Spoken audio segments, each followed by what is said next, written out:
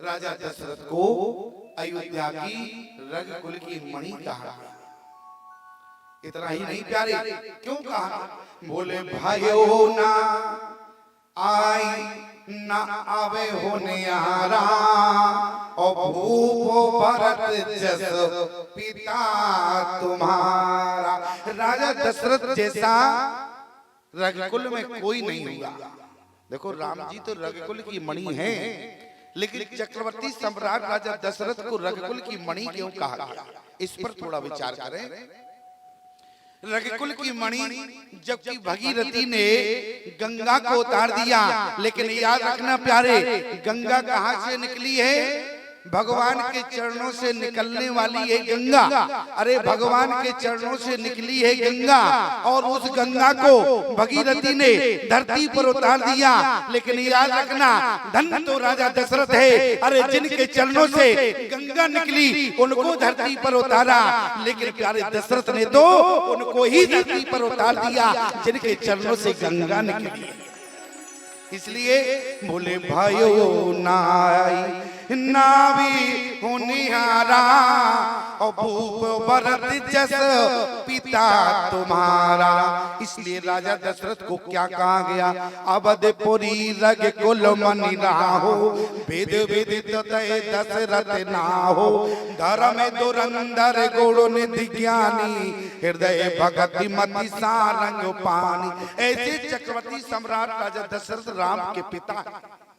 लेकिन जरा कल्पना करना, राम के पिता राजा दशरथ है और अभी उनके 60,000 वर्ष की आयु हो गई, लेकिन कोई संतान नहीं। संतान चक्रवर्ती सम्राट राजा दशरथ के नहीं है, आपने कई बार सुना होगा। लेकिन एक बात याद रखना, लोग कहते हैं कि स्वामी जी यदि चक्रवर्ती सम्राट राजा दशरथ बेटे की गलाने के लिए रो सकते हैं, तो यदि सामान्य पिता यदि बेटे के लिए रोएगा तो कौन सी गलती करता है? याद रखना, राजा दशरथ बेटे के लिए नहीं रोए। मैं आपको प्रमाण बताऊंगा कि राजा दशरथ किस लिए रोए। बोले एक बार अरे भूपति मन माही और भाई गलानी मोरे सुतनाई। अच्छा, सुत के लिए तो चाहते क्या थे? जब राजा चक्रवर्ती सम्राट राजा दशरथ मनु थे तो भगवान से क्या मांग बैठे? बोले चाहूं तुम ही समान सुतो। अच्छा ईमानदारी से बताओ, तो अब राजा दशरथ किसके लिए रो रहे? बोले भगवान के लिए रो रहे, और आगे प्यारे प्रमाण बताएंगे। लेकिन जिस समय गलानी राजा दशरथ को किस बात की हुई? भगवान का वादा था अभी तक नहीं आए। इसका मतलब भगवान क्यों नहीं आए, इस बात की राजा दशरथ को गलानी हुआ प्यारे। लेकिन जरा विचार करना, लोग कहते हैं यदि दशरथ को गलानी हो सकती है तो हमारे अंदर भी गलानी। यदि बेटे की तड़प राजा दशरथ को है तो संतान की तड़प हमें भी होती है। मैं आपसे पूछना चाहता हूं प्यारे, आज का समाज, आज के समाज की यदि बात करें तो आज का समाज कन्हैया को चाहता है लेकिन कन्या को नहीं चाहता। आज का समाज कन्हैया को चाहता है लेकिन कन्या को नहीं चाहता। आप एक सामान्य पिता हैं, आपसे पूछना चाहिए, मैं धर्माचार्य, हमारे समाज में कोई बेटी नहीं है, लेकिन इसके बाद भी याद रखना प्यारे, मैं बेटी को जानता हूं कि समाज में बेटी का महत्व। हमारी कोई बेटी नहीं है, लेकिन मुझे फिर भी आपको समझाना पड़ता।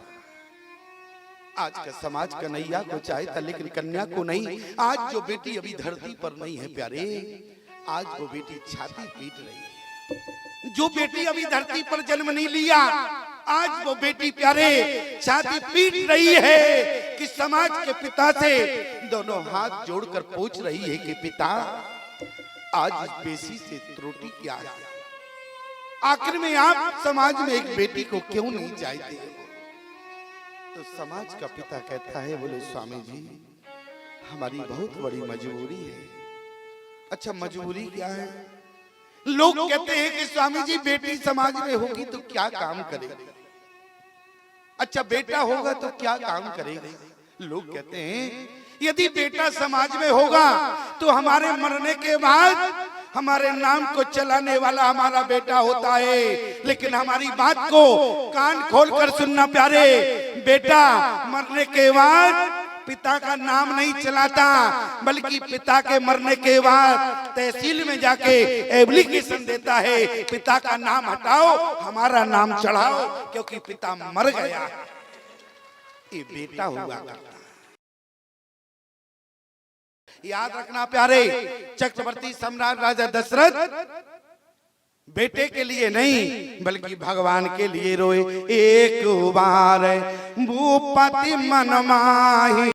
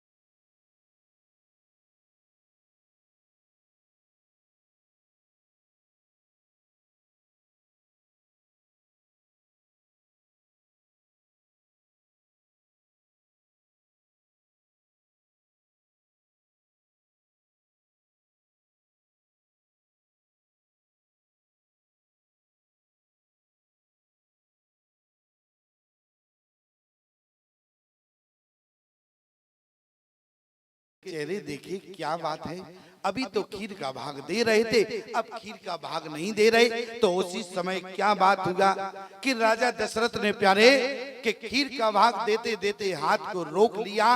कारण क्या है? क्योंकि प्यारे जब पुत्र